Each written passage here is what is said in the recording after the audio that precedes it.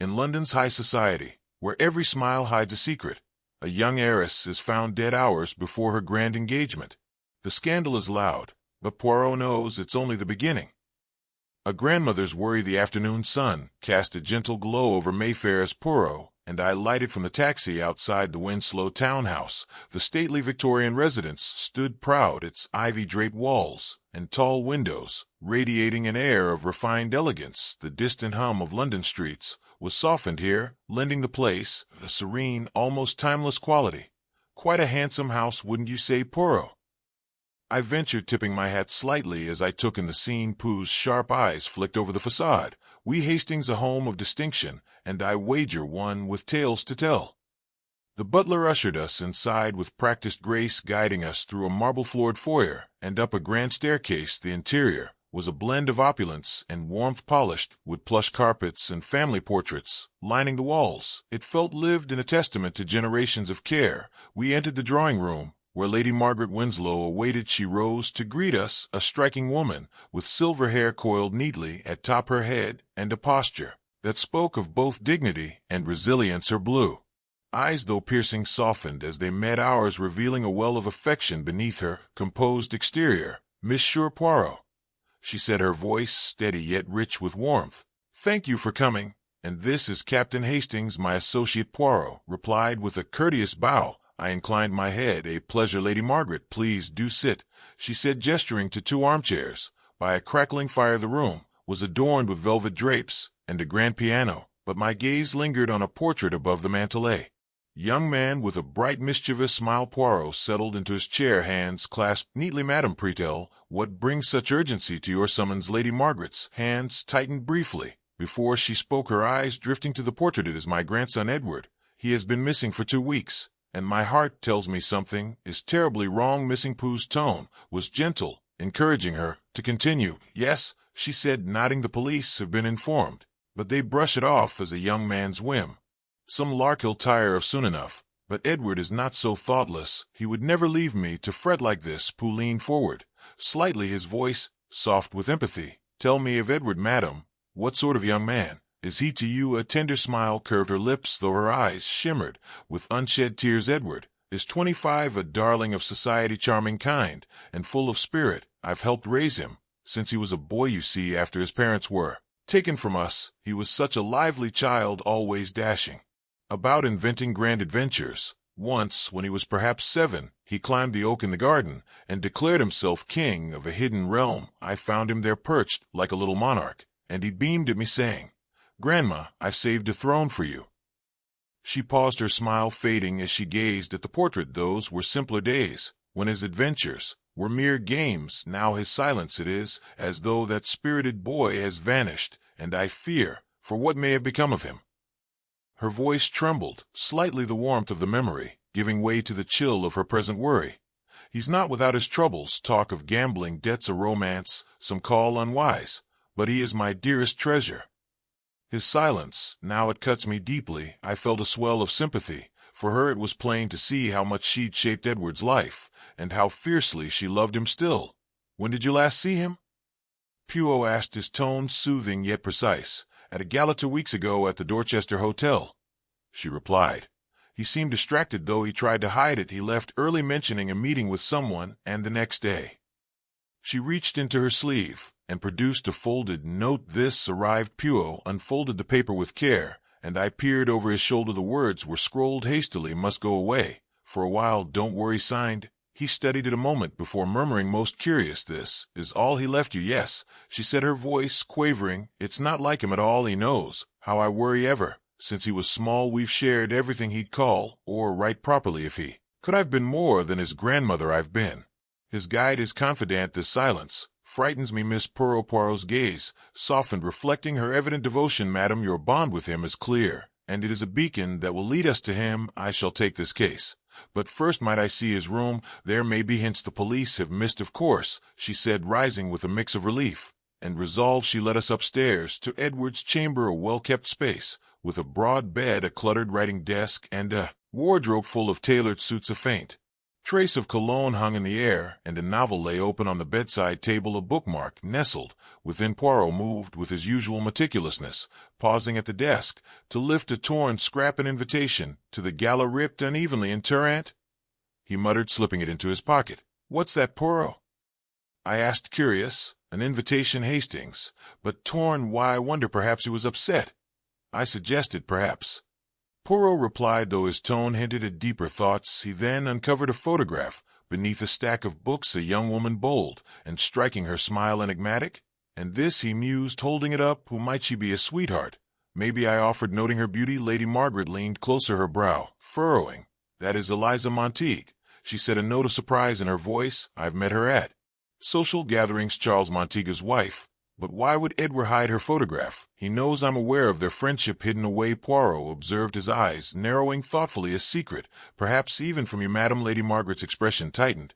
He has always been open with me, or so I thought. This troubles me. I could see the concern deepening in her eyes, and I felt a pang of sympathy. Even in their close bond, it seemed Edward had kept some things to himself. Finally, Poirot spotted a small key tucked beneath the novel, its metal gleaming faintly. And this, madam, what does it open? Lady Margaret frowned, puzzled. I don't know, it's unfamiliar to me. Another piece, Pooh said, thoughtfully pocketing it. I watched, marveling at how he gathered these fragments, like a master weaver at his loom. Back in the drawing room, Lady Margaret's voice carried a fragile hope.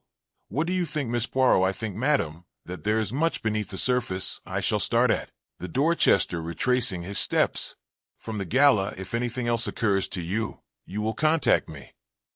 He handed her a card, his name in elegant script. She took it with a grateful nod, then added, There is a ball tomorrow evening at the Savoy. Many of the same guests from the Dorchester Gala will be in attendance. It might be an opportunity for you to observe them, perhaps even speak with some who saw Edward that night.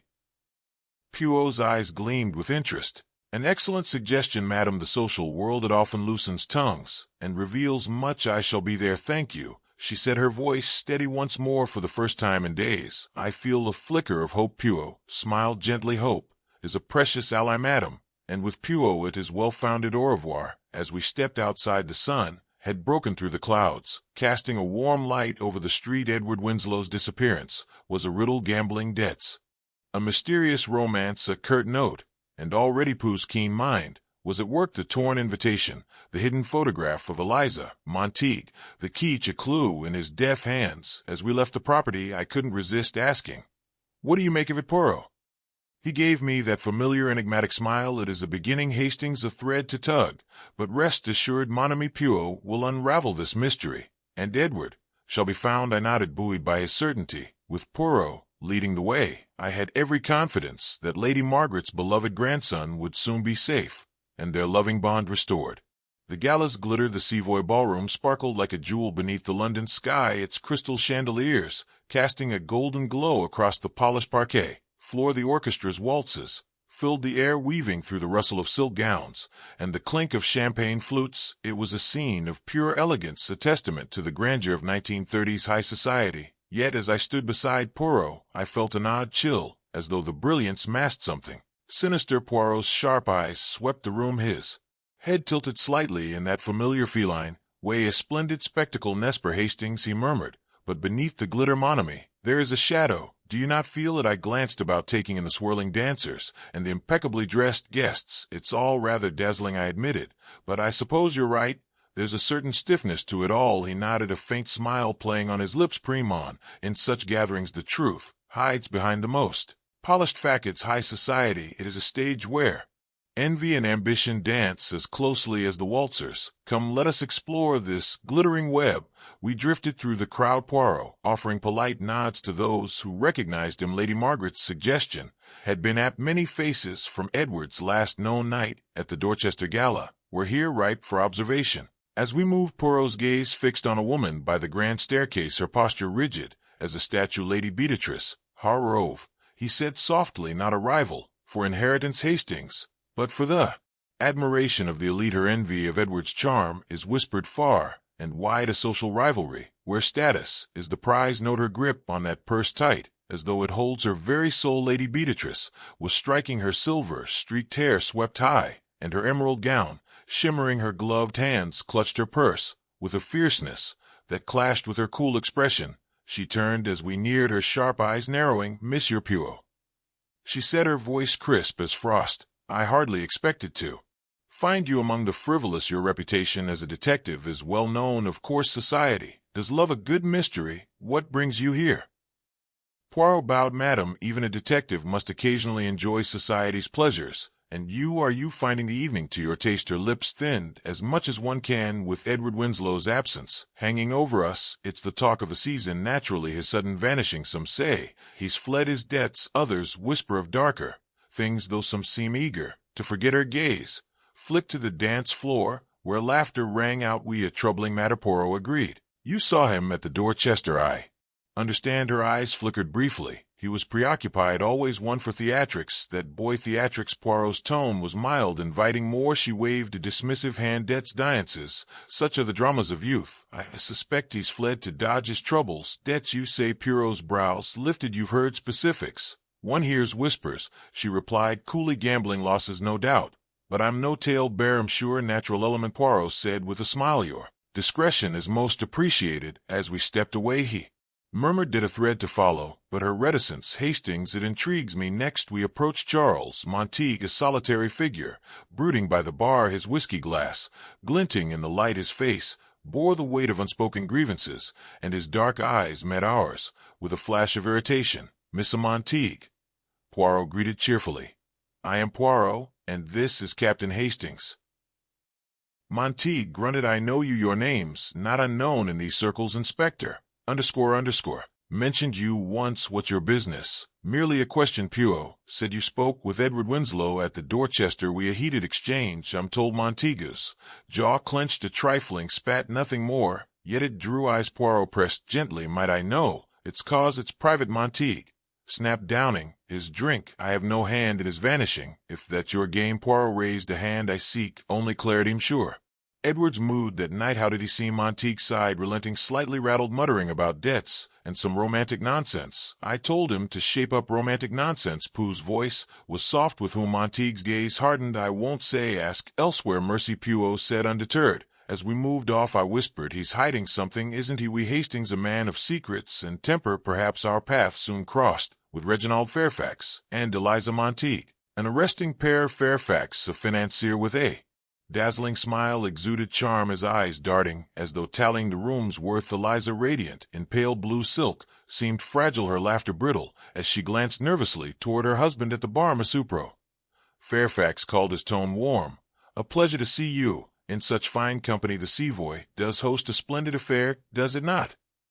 "Indeed," Poirot replied, smiling. "The orchestra is particularly fine this evening." Fairfax chuckled. "Quite so. And the company is what truly shines." "Natural," Mantro agreed, his gaze drifting to Eliza. "I hear Edward Winslow was among the dancers at the Dorchester, a charming young man, by all accounts." Eliza's fan stilled, her voice faint. "Yes, he danced with me briefly." Fairfax shrugged. "Edward was always the life of the party, probably off on some escapade now, perhaps." Poirot said, "Did he seem troubled to you?"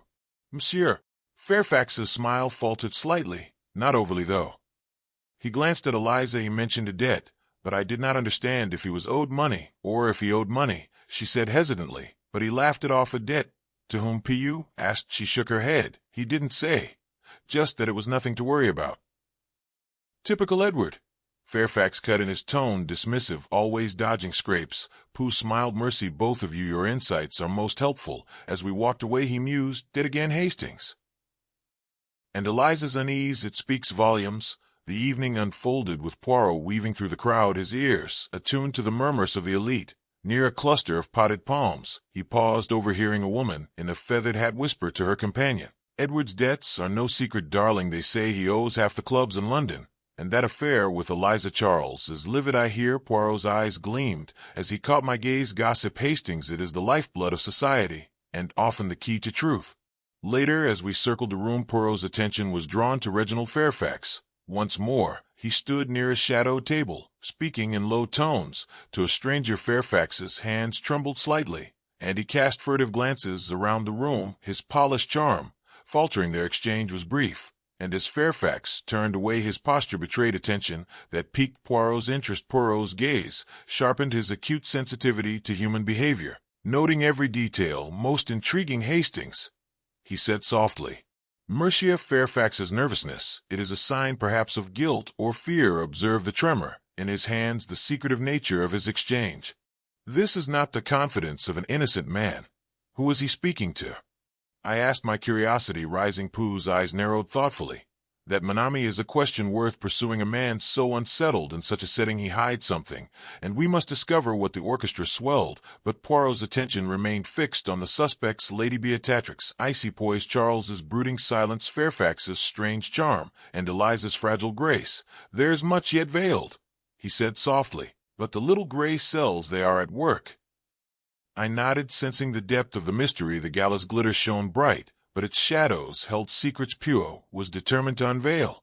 Whispers in the wind. The Chelsea tea room was a sanctuary of quiet elegance, its walls adorned with floral paper that seemed to bloom in the soft morning light. Delicate china cups clinked gently on saucers, and the murmur of discreet chatter mingled with the patter of rain against the windows. It was a scene of cozy refinement, yet, as I sat opposite Hercule Poirot, I could not shake a sense of disco, as though the very air held secrets too. Heavy for its fragile charm, the previous evening at the Savoy Gala, Poirot had observed Eliza Montague's unease, and discreetly requested a meeting through a mutual acquaintance. Citing a matter of some urgency, she had agreed, albeit reluctantly, to join us here. Now Poirot's keen gaze roamed the room, before settling on the entrance, where Eliza appeared, her silhouette framed briefly by the drizzle beyond. She was a study in strained beauty, pale as porcelain, her blue dress clinging to her slender frame, her gloved hands twisting the strap of her purse. Her eyes darted about, seeking us out, and when they found Poirot, a flicker of trepidation crossed her face. Madame Montague, Poirot said, rising with his customary bow, you are most kind to join us. Her lips curved into a faint tremulous smile. Monsieur Poirot, Captain Hastings, I could hardly refuse. Pray sit, Poirot invited, indicating the chair beside him. A cup of tea, perhaps it is a remedy for many things. She nodded, easing into the seat. With a grace marred by stiffness, the waitress poured the tea, and Eliza's fingers hovered over her cup, tracing its edge, as though reluctant to grasp it fully. Her gaze remained fixed on the amber liquid, avoiding ours. Poirot leaned forward, his voice a gentle murmur. Madam, I must broach a matter of some delicacy. Edward Winslow, he was more than a mere acquaintance to you, was he not? Eliza's hand stilled, her breath catching. We were friends, she said, her tone barely audible. Friends?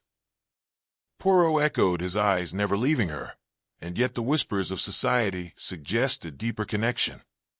Tell me, madam, is there truth in these rumors?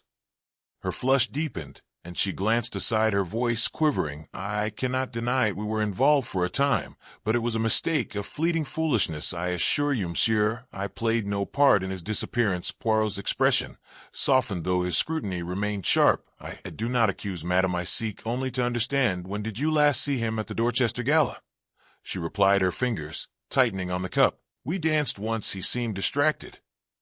He left early. Mentioning a meeting with whom? Poirot pressed, his tone still mild. I don't know, she said, shaking her head. He wouldn't tell me, but he was uneasy. His smile didn't reach his eyes. Poirot nodded thoughtfully. And after that night, did he reach out? No, she whispered, her gaze dropping. Nothing. I thought perhaps he'd gone away, as some have suggested. But the no. Poirot interjected smoothly. You've heard of it. Then the one he left for Lady Margaret. Eliza's eyes widened slightly. Yes, through the Grapevine Society. Talks, monsieur. They say he wrote a brief message urging her not to worry, but it seems unlike him to vanish so abruptly. Poirot's brows arched indeed, and this he drew from his pocket the torn gala invitation from Edward's room, its edges jagged. I found it in his quarters, madam, torn as though in haste or distress. Do you know why? Eliza's eyes widened, a spark of recognition flaring briefly. I couldn't say. He never spoke of it. Poirot smiled faintly, though his gaze pierced. And this photograph, yours, hidden among his books, why would he conceal it if your friendship was known? She bit her lip, her voice a thread. Perhaps he feared someone might find it, someone who wouldn't understand. He was always cautious, protective of our secret. Someone like your husband, Charles, Poirot suggested gently. Ella's composure wavered, her words tumbling forth, her voice tearing with emotion. Yes, Charles, he's a proud man, if he knew it would destroy him and me, but Edward and I ended it that night at the gala. He insisted it was for the best, that there were complications. Her voice broke, tears brimming in her eyes.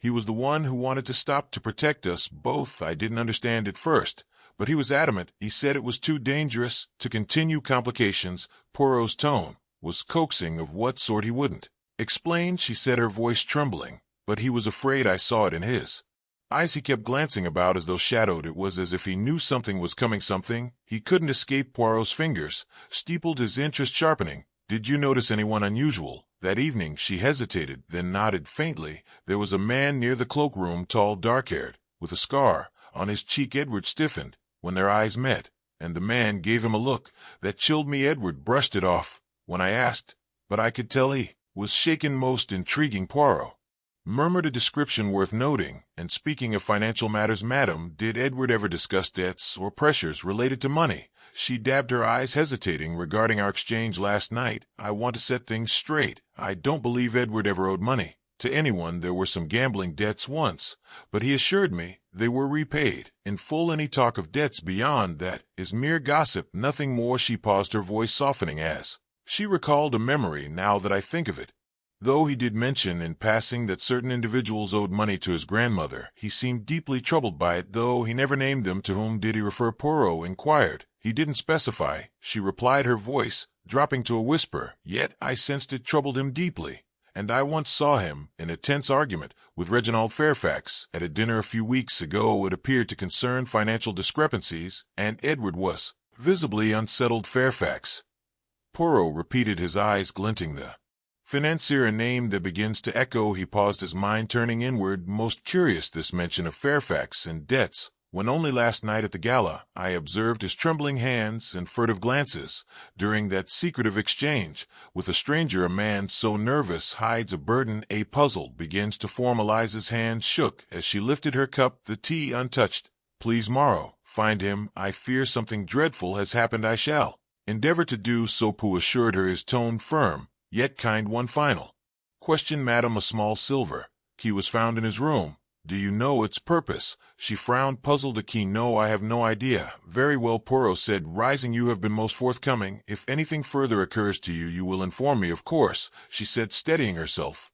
Thank you, I'm sure. As we stepped into the rain, Poirot's voice was low, reflective. A scarred stranger, and a financier's threats, the threads multiply. Hastings, I nodded, the tea room's calm facade fading behind us. The rain drummed a quiet counterpoint to the unease Eliza's words had stirred, and I knew Pooh's little gray cells were already weaving the clues into a tapestry only he could yet see. A secret exchange. The fog had thickened as night draped its heavy veil over London, shrouding the city in an ethereal haze that seemed to whisper secrets. Poirot and I stood poised outside our lodgings, the distant hum of the metropolis muted by the mist. Earlier that day Poirot had been restless, his mind abuzz with the threads of Edward Winslow's disappearance. He had confided in me his growing suspicion of Reginald Fairfax, the financier, whose name had surfaced in our inquiries. Hastings, he had said. The nervous behavior of Fairfax at the gala, his trembling hands, his secretive exchange with a stranger, and Madame Montague's mention of Fairfax arguing with Edward over debts, these are not coincidences. Tonight we shall watch him. Thus we lingered in the shadows, awaiting Fairfax's movements as we adjusted our coats against the damp chill. Poirot's keen gaze darted across the street, alighting upon a figure slipping away with purposeful stealth. Mon ami, he murmured, his voice a conspiratorial thread. Observe Monsieur Fairfax, he moves like a shadow through the night. I followed his line of sight and discerned Reginald Fairfax, his tall silhouette unmistakable even in the gloom, striding briskly away from his residence, his head turned intermittently, as though wary of pursuit. Most curious, Poirot remarked, his tone laced with intrigue. This morning Madame Montague spoke of Edward's debts and his clash with Fairfax. All these details begins to weave a pattern.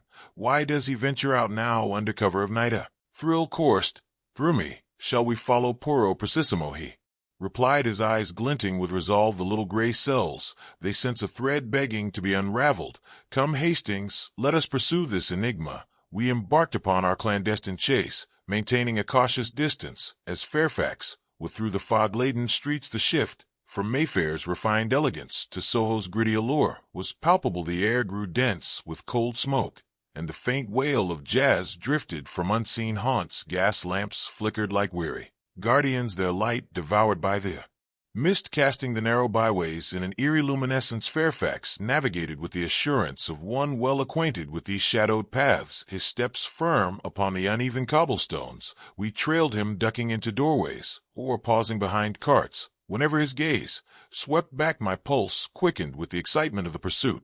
Though I marveled at Poirot's nimbleness, his small stature and careful steps allowed him to move silently, relying on cunning rather than athletic prowess. At length, Fairfax veered into a constricted alley, its entrance hemmed by shuttered shops. Poirot raised a hand, and we pressed ourselves against the damp brick. Peering into the murk, the alley was a tunnel of fog illuminated solely by a solitary gas lamp that sputtered feebly there. Beneath its wavering glow, Fairfax met a figure cloaked in shadow, a man whose hat shadowed his features, rendering him a phantom in the mist. Remain here, Hastings, Poirot whispered. I must catch their words. He edged closer, his movement silent as the fog itself. I held my breath, straining to hear. The mist muffled all sound, but presently the low hum of voices reached me. Here's the payment, as agreed, Fairfax's voice smooth, yet taut with urgency. Ensure the Winslow boy stays out of sight. Understood, the shadowed figure rasped. But the boss demands assurances. Tell him it's handled. Fairfax cut in sharply. Now go. The man accepted the briefcase Fairfax proffered, then vanished into the fog. With a practiced swiftness, Fairfax lingered, his eyes scanning the alley before he turned and retraced his steps toward the street. Poirot returned to my side, his expression somber. The Winslow boy, he repeated softly. So Fairfax is entangled in Edward's fate. But for what purpose? Kidnapping, perhaps. I ventured, my heart racing. That briefcase money, surely we a payoff. Poirot concurred. But to silence or to harm, we must delve deeper. As Fairfax passed us unaware of our presence, Poirot's gaze tracked him. He proceeds to his office, I suspect. Let us follow. We resumed our pursuit, the fog our shield, as we threaded through the labyrinthine streets. Fairfax's office occupied a modest edifice nestled between a tor and a tobacconist, its windows dark save for a solitary gleam. On the upper floor he entered, and soon a shadow stirred behind the curtains. Poirot's lips curved with determination. We must see what he guards so jealously. But how? I asked. The door will be locked. Observe, mon ami, Poirot replied, indicating a narrow passage beside the building. There is a back entrance, perhaps less secure. My strength lies in observation, not acrobatics. Let us hope for carelessness on their part. One nodded, relieved that Poirot's plan relied on wit rather than physical feats. We crept to the rear, where a small door stood ajar, likely left so by a negligent clerk. Poirot's eyes gleamed with satisfaction as we slipped inside, ascending the creaky stairs with caution. Within, the office blended luxury with disarray. Plush carpets and mahogany furnishings clashed with scattered papers and ledgers. Fairfax stood by a filing cabinet, sifting through documents. With a furrowed brow, he selected a handful, then approached a compact safe, deftly turning the dial. Poirot's eyes sparkled as we watched from behind a towering bookshelf. He concealed something of great import, he whispered. Fairfax extracted a sheath of papers from the safe, his face darkening as he perused them. With a muttered oath, he struck a match and set the flame to the documents. Edge the fire flared, and he cast the burning sheets into a metal bin. Now, Hastings, Poirot urged, we must confront him. But carefully, Pooh stepped forward, his tone calm but firm. Mr. Fairfax, we must speak. Fairfax turned sharply, his eyes narrowing as they fell upon us. Poirot, how dare you intrude? Norm, Poirot interjected, his voice steady. It is you who must answer. What have you burned? Evidence, perhaps, of your misdeeds. Fairfax's gaze darted to the bin where flames devoured the papers. This is my private domain.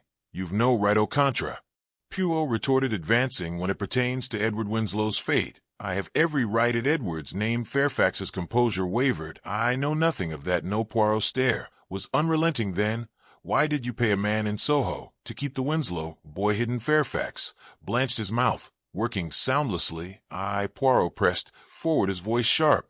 And these papers, what do they disclose? Fraud, perhaps, against Lady Margaret's fortune. Fairfax's hands trembled, but he clenched his jaw, regaining a semblance of control. You've overstepped, Poirot. Whatever you think you've seen, it's not what it seems. Then explain. Monsieur Poirot demanded, his tone unyielding. Fairfax exhaled heavily, his shoulders slumping. I've been managing funds Lady Margaret's accounts, among others. Edward discovered discrepancies. He confronted me, threatened to expose me. I needed time to rectify the situation, and so you paid someone to intervene." Pooh's voice was cold. Fairfax's jaw tightened, his gaze flickering toward the door. "You're reaching, Poirot. I have no interest in meddling with anyone's affairs. I'm telling you, you have it all wrong." Poirot's eyes narrowed, studying Fairfax's tense demeanor. "Your denial is swift and sure, yet it leaves room for curiosity." I stepped forward, my tone uneasy. "If something's happened to Edward Fairfax, we'll find out one way or another." Fairfax turned away, his silence thick with unspoken weight. Poirot signaled to me, and we withdrew, leaving him to his brooding thoughts. Outside, the fog seemed to tighten its grip, a palpable weight upon us. "He is guarded, Hastings," Pooh murmured, "and such caution often hides more than it reveals. We must proceed with care." The puzzle takes shape. The Gentlemen's Club in St. James's stood as a bastion of tradition, its heavy oak doors a silent sentinel against the clamor of the modern world. As Poirot and I crossed its threshold on that afternoon, a haze of cigar smoke greeted us, curling languidly through the air and mingling with the rich scent of aged leather. The cavernous room was dotted with deep armchairs, cradling the city's elite. In hushed conclaves, portraits of venerable members gazed down from the walls, their stern visages a testament to the club's storied past, while the golden lion rampant of its crest gleamed above a roaring fireplace. "Mon ami," Poirot murmured, his voice a soft thread beneath the room's muted hum. "Observe how the silence here is not mere decorum, is the hush of power, of secrets fiercely guarded. These men, they are not accustomed to scrutiny." I shifted uneasily, feeling the weight of unseen eyes. "It's as though we've stepped into a fortress, Poirot. They're watching us like hawks." Poirot's lips quirked in a faint smile. "Précis, Hastings, a fortress of privilege, where the elite shield their indiscretions behind closed doors. In such a place the truth must be coaxed forth with care and cunning. Our mission was twofold: to search Edward Winslow's locker and to confront Charles Montague, a frequent patron whose name had surfaced in our inquiries." Poirot had secured the cooperation of the club steward, a stern mustachioed figure whose air of authority brooked no dissent, and we were led to a private chamber where Charles awaited. He sat in a high-backed chair, his brooding gaze fixed on the fire's dance. A tumbler of whiskey rested in his hand, the amber liquid catching the light. He did not rise as we entered, offering only a curt nod. "Poirot," he said, his voice rough with restraint, "what brings you here?" Poirot settled opposite him, his posture impeccable. "Mr. Montague, I seek to clarify certain details concerning Edward Winslow. You spoke with him at the Dorchester Gala, did you not? A conversation that drew eyes, as we discussed during our previous encounter." Charles's jaw tightened, his fingers tightening around the glass. "Yes, we spoke. I told you it was a trifling matter." Poirot's gaze remained steady, his voice soft yet probing. "Yet in light of Edward's disappearance, even trifles may hold significance. You mentioned it was about romantic nonsense. Might I know more?" Charles exhaled sharply, his eyes narrowing. "It was about Eliza, my wife. I'd heard whispers, rumors of their entanglement. I told him to keep his distance." Poirot leaned forward, his expression unreadable, and his response: "He denied it, of course." Charles said bitterly, claimed it was nonsense, but I saw the truth in his eyes. He enjoyed taunting me. Poirot nodded thoughtfully. "And after the gala, I'm sure you left early, I believe. Where did you go?"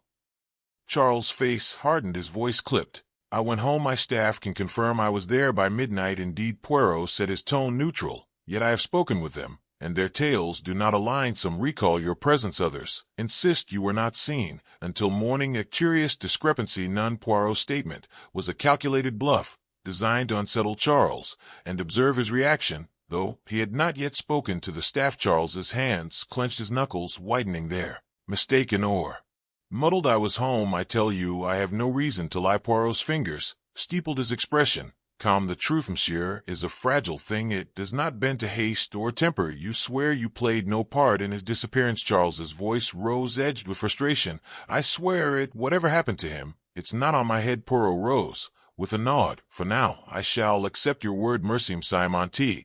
As we turned to leave, Poirot paused, his gaze drifting to the steward. "Pardon, sigh, but I must freshen up before we depart. Might I use the facilities?" The steward nodded curtly. "Of course, Mon Poirot. This way." Poirot glanced at me, his eyes twinkling with unspoken intent. "Wait for me here, Hastings. I shall not be long." I settled into a chair, my mind racing as Poirot followed the steward out of the room, and knew his request was a ruse. His true aim was to examine Edward's locker. Without drawing attention, his discretion was masterful, as always. Minutes later, Poirot returned his expression. Inscrutable, let us depart. Mon ami, he said softly. We left the club, the heavy doors closing behind us. With a muted thud, as we stepped into the street, Poirot's hand slipped into his pocket, retrieving a small leather-bound ledger. A most intriguing find, Hastings, he murmured, his eyes gleaming. You found that in Edward's locker? I asked, pulse quickening. Oui, Poirot replied, flipping through the pages. But first recall the small silver key we discovered in Edward's room. It unlocked a small safe within his locker, revealing this ledger. I leaned closer, noting the scrolled annotations in Edward's hand, a financial ledger marked with his notes. See here, these entries, they show irregularities in Fairfax's dealings. It seems Edward was gathering evidence of fraud, so he was about to expose Fairfax. I asked, my mind racing. Precissimro, said his voice low. This ledger, it is the thread that binds Fairfax to Edward's fate, a motive for silence perhaps. As we walked away, the ledger rested in Poirot's pocket, a tangible link to the mysteries. Heart, Fairfax's fraud, Edward's vanishing. The puzzle was taking shape, yet the shadows of this elite enclave loomed ever larger. The Vigil's veil, the Winslow drawing room, shimmered with an austere beauty as evening descended, its walls aglow with the tremulous light of countless candles. Edward's portrait presided over the mantel, his rakish grin a silent spectre amidst the gathering gloom. Velvet drapes, heavy with the scent of time, framed fogged windows, through which the muted pulse of 1930s London scarcely penetrated. A gramophone hummed a mournful tune, its notes threading through the air like a lament binding the assembled souls in a vigil as solemn as it was strange. Poirot had orchestrated this vigil, not merely as a tribute, but as a deliberate gathering, a stage upon which to assemble all the suspects and study their every reaction. Lady Margaret Winslow stood at the room's heart, her silver hair a beacon in the flickering light, her stern visage softened by the weight of her purpose. Before her sat the suspects, their presence a testament to social duty, or perhaps something darker. Hercule Poirot, diminutive yet commanding, occupied a chair near the fire, his green eyes glinting with the acuity of a cat poised to pounce. Captain Hastings lingered at his side, my notebook open, though my gaze was drawn to the tension that coiled about us like a living thing. Madame, sure, Lady Margaret began, her voice resonant with a grandmother's love and a matriarch's resolve. We gather this night to honor my Edward, to plead for his return. If any among you hold knowledge that could lead to my Edward's return, I implore you share it now, that we might end this torment. Her words fell like stones into still water, rippling through the room. Lady Beatrix Hargrove sat erect, her fingers twisting her pearls with a restless vigor, the soft clack of the beads a counterpoint to the silence. Charles Montague stood apart, his brooding eyes fixed upon the hearth, avoiding all contact, as though the flames might absolve him. Reginald Fairfax's smile, ever the financier's mask, stretched thin across his features, a brittle facade betrayed by the darting of his gaze. Eliza Montague dabbed her eyes with a lace handkerchief, her delicate beauty marred by a tremor that suggested more than mere grief. Poirot's head tilted, his military mustache quivering faintly as he observed. Most curious, Hastings, he whispered, his voice a thread meant only for me. Each reacts, yet none speaks. The plea of Lady Margaret, it stirs the conscience, or perhaps the fear. I nodded, scribbling a note. Guilt, do you think, perhaps, he murmured, or defiance? The little gray cells, they ponder. Lady Margaret's voice rose again, tremulous yet firm. Edward was no mere boy to me. He was my joy, my pride. Since he was a child, we shared a bond unshaken by time. If he is lost, then so too am I. Beseech you, help me bring him back. Her anguish pierced the room, and the suspects shifted. Lady Beatrix's pearls clicked louder, her lips pursing as though to stifle a retort. Charles's shoulders stiffened, his hands clenching at his sides. Fairfax's smile flickered, a bead of sweat glistening on his brow. Despite the chill, Eliza's tears flowed anew, though her eyes darted to her husband with a flicker of dread. Poirot's gaze sharpened, his fingers steepled. Observe, Hastings, he said softly. The plea, it is a mirror. They see themselves reflected, and some do not like the image. Before I could reply, he rose with a grace that belied his stature, his presence drawing all eyes. Madame Amisher, he announced, his tone calm yet resonant. The vigil, it is a time for truth as well as mourning. I, Hercule Poirot, have uncovered a piece of this puzzle that cannot be ignored. From his pocket He produced the small leather-bound ledger, its pages, marked with Edward's meticulous notes. This, he declared, holding it aloft, was found in Sir Edward's locker at his club. It contains notes that may hold the key to his disappearance. A murmur of unease swept through the room. Lady Beatrix's fingers stilled on her pearls, her eyes narrowing with the flicker of calculation. Charles's gaze lifted from the fire, his brow furrowing in confusion. Fairfax's smile froze, his eyes darting to the ledger. With a flash of recognition, Eliza's sobs grew faint, her handkerchief pressed to her lips as she watched Poirot. With wide, fearful eyes, Poirot's eyes swept over the assembly, noting each reaction with a keen, unyielding gaze. This ledger, he continued, his voice measured, as a silent witness to the events that led to Edward's vanishing. Its contents, they shall be revealed in due time. Fairfax's composure wavered, his voice a fragile whisper. What does it contain? Poirot's stare pierced him. Ah, Mr. Fairfax, that is the question, is it not? But the answer, it shall come soon. And with it the truth. The room fell silent, the candle flames flickering wildly as though stirred by his words. Lady Margaret's eyes shimmered with hope and dread, her hands clasped tightly. Lady Beatrix's face hardened, her mask of curiosity giving way to a steely resolve. Charles's suspicion deepened, his gaze darting between Poirot and Fairfax. Eliza's fear grew palpable, her handkerchief trembling in her grasp. Poirot turned to the assembly, his voice measured. The vigil binds us in grief, yet it also binds us in duty. Someone here knows more than they admit. I urge you, reflect upon your silence, for it weighs heavily upon us all. He resumed his seat, his expression serene, yet resolute. The gramophone's tune faltered, then ceased, leaving only the crackle of the fire and the oppressive hush. The candlelight danced across Edward's portrait, his smile a taunt to the unspoken truths that lingered among us. Poirot, I whispered, leaning close, you've set a spark among them. We Hastings, he replied, his eyes half closed. A spark to ignite the truth. The trap, it is set now. We wait. The weight of the moment pressed upon me, the room a crucible of tension. Fairfax's paler, Charles's avoidance, Eliza's fear, Beatrix's restraint, each a thread in Poirot's deaf hands. The vigil's veil had parted, revealing not answers, but the promise of them, and I knew what came next would bring the reckoning.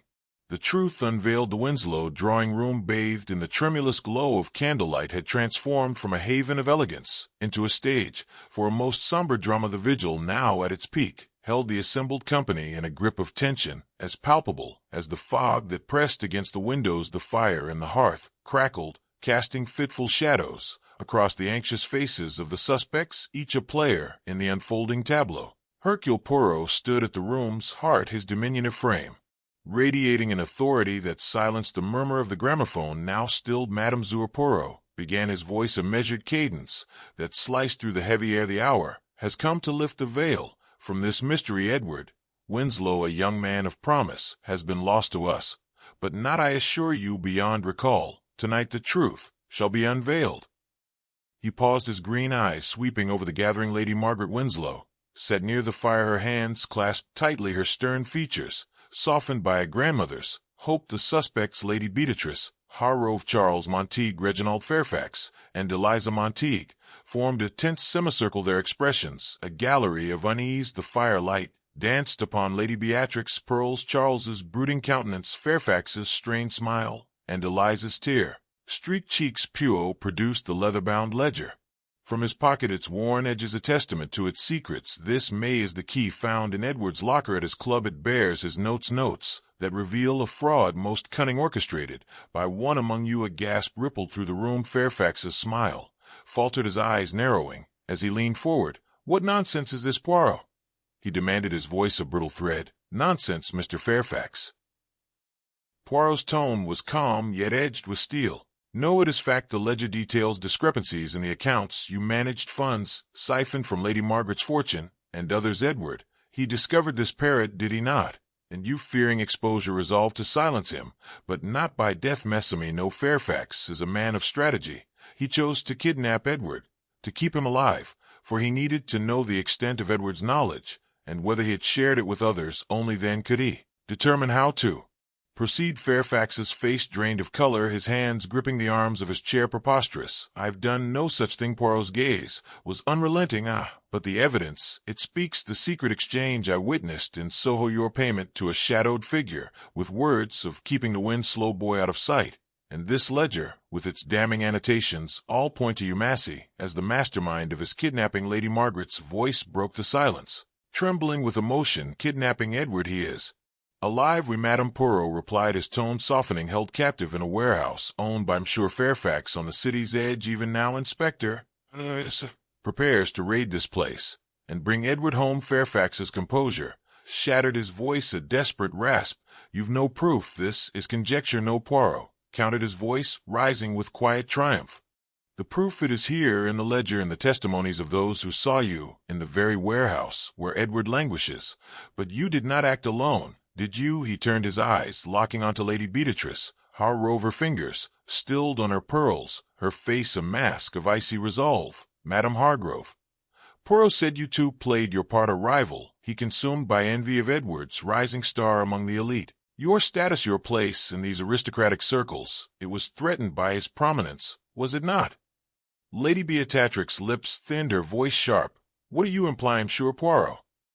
I imply nothing, Poirot replied, his tone precise. I declare you conspired with Fairfax to remove Edward as a rival. Your presence at the gala, while noted, was marked by curious absences, moments when you slipped away unseen, and the ledger, it bears entries that tie you to Fairfax's schemes, transactions that benefited you both. Concealed by your alliance, her face, pallid though her defiance held, this is slander. What entries do you speak of? Poirot opened the ledger, his finger tracing a line. Here, Madame A. Transfer of funds from Lady Margaret's accounts to a shell company, one that traces back to you. Edward's notes, they highlight this very transaction, questioning its purpose. You feared he would expose your involvement, did you not? Lady Beatrix's gaze, hardened though a flicker of fear betrayed her. You twist innocent dealings into crimes. Innocent. Poirot's voice was a velvet blade. Madam, the ledger, it is clear your name, Fairfax, is entwined in deceit, and witnesses they place you in Soho meeting.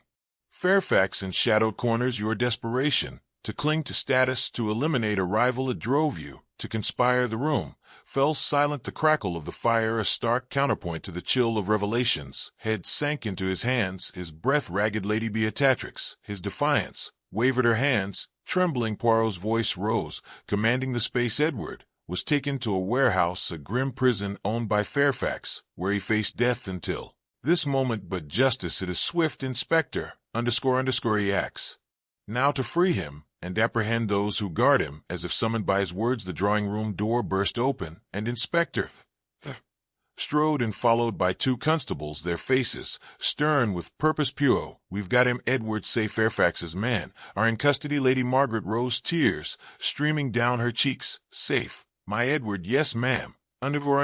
Confirmed, his voice gruff with relief. Bruised but alive, we're bringing him home. A sob broke from Lady Margaret, her stern facade crumbling into gratitude.